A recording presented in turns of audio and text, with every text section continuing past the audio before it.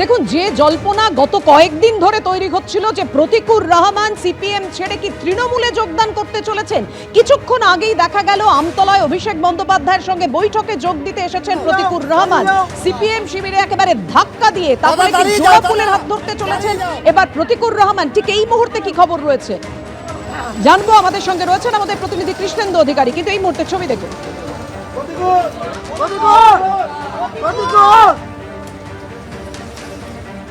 দাদা দাদা দাঁড়িয়ে যাও, দাদা দাঁড়িয়ে যাও, দাঁড়িয়ে যাও,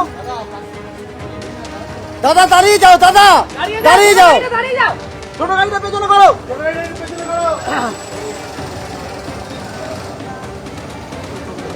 প্রতিকুর, প্রতিকুর, প্রতিকুর। কথা না বলে কোনো উত্তর না দিয়ে একেবারে গাড়ি থেকে নেমে সরাসরি ঢুকে গেলেন অভিষেক বন্দ্যোপাধ্যায়ের সঙ্গে বৈঠকে। কৃষ্ণেন্দু, একদমই তাই।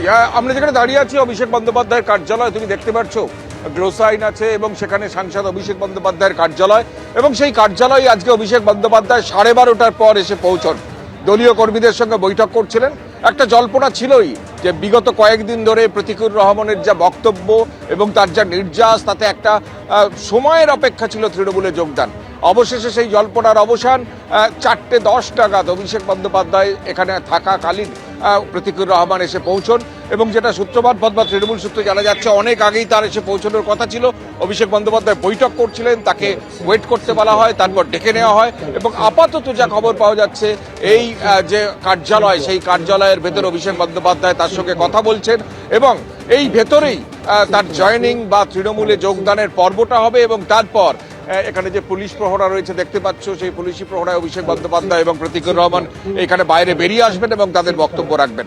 অর্থাৎ বিগত কয়েকদিন ধরে যে জল্পনা এবং মোহাম্মদ সেলিমের প্রতি তার যে ক্ষোভ বিক্ষোভ, দলের প্রতি নানা নীতির প্রতি তার যে অনুরাগ বারবার প্রকাশ্যে এসছে, তাহলে প্রতিকুর রহমানের এই যে বক্তব্য, এই যে পার্টির প্রতি তার বিষোদাগার, এর মূল লক্ষ্য কি, তাহলে উদ্দেশ্য কি, তাহলে কি তিনি তৃণমূলে যোগদান করছিলেন, তৃণমূলে যোগদান করবেন?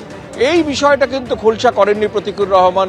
শুধু তার ক্ষোভ ছিল, যদিও মমতা বন্দ্যোপাধ্যায় বা রাজ্য সরকারের প্রতি তার প্রশংসাও শোনা গিয়েছিল, কিন্তু আজকে একটা ছিল সম্ভাবনা ছিল, কারণ অভিষেক বন্দ্যোপাধ্যায় আজকে তারই নির্বাচনী কেন্দ্র, সেইখানে এসে বৈঠক করতে এসছেন, এবং সেই বৈঠককালে প্রতিকুর রহমান কি আসবেন, অর্থাৎ সেই প্রতিকুর রহমান কি আসবেন, এই যে জল্পনা চলছিল সেই জল্পনার অবশেষে জবনিকা।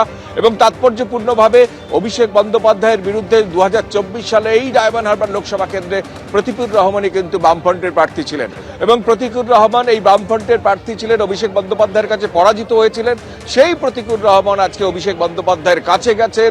আমরা যেটা খবর পাচ্ছি এখনো তৃণমূল সূত্রে, যে এই যে ঘর আছে, এই যে কার্যালয় আছে, কার্যালয়ের পাশে একটা কনফারেন্স রুম আছে, এবং সেই কনফারেন্স রুমেই এই যোগদান পর্ব হবে। আগে থেকেই উত্তরীয় এবং পতাকা এসে পৌঁছেছে, কিন্তু প্রতিকুর রহমান অনেক আগেই আসার কথা ছিল, 2টোর পর আসার কথা ছিল, কিন্তু দল এখান থেকে তৃণমূল সূত্রে যেটা খবর পাওয়া যাচ্ছে, অভিষেক বন্দ্যোপাধ্যায় যেহেতু তার এই জেলার বৈঠক করছিলেন এখানে, এবং এখানকার যারা নেতা আছেন, জেলার তৃণমূল নেতা, তাদের সঙ্গে বৈঠক করছিলেন ভোটের আগে, এবং SIR এর প্রস্তুতি বৈঠক, এবং সেই জায়গা থেকে সেই বৈঠক শেষ হওয়া পর্যন্ত অপেক্ষা করছিলেন প্রতিকুর রহমান, এবং এই এলাকারই পাশাপাশি অপেক্ষা করছিলেন। তারপর এখান থেকে তার কাছে ফোন যায়, এবং প্রতিকুর রহমান সঙ্গে সঙ্গে 4:10 নাগাদ এসে পৌঁছন। অভিষেক বন্দ্যোপাধ্যায় 12:30 নাগাদ এখানে এসে পৌঁছেছেন।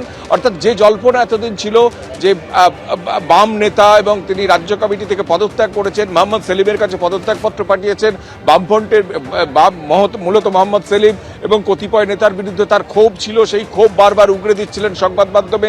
কিছু কিছু ক্ষেত্রে লক্ষ্মীর ভাণ্ডারের প্রশংসা করছিলেন, মমতা বন্দ্যোপাধ্যায়ের সুপ্রিম কোর্টে সওয়াল করাকে প্রশংসা করছিলেন, কিন্তু তৃণমূলে যোগদান দেবেন কিনা এবং দিলে কবে দেবেন সেই প্রশ্নে কিন্তু তিনি নিরুত্তর ছিলেন।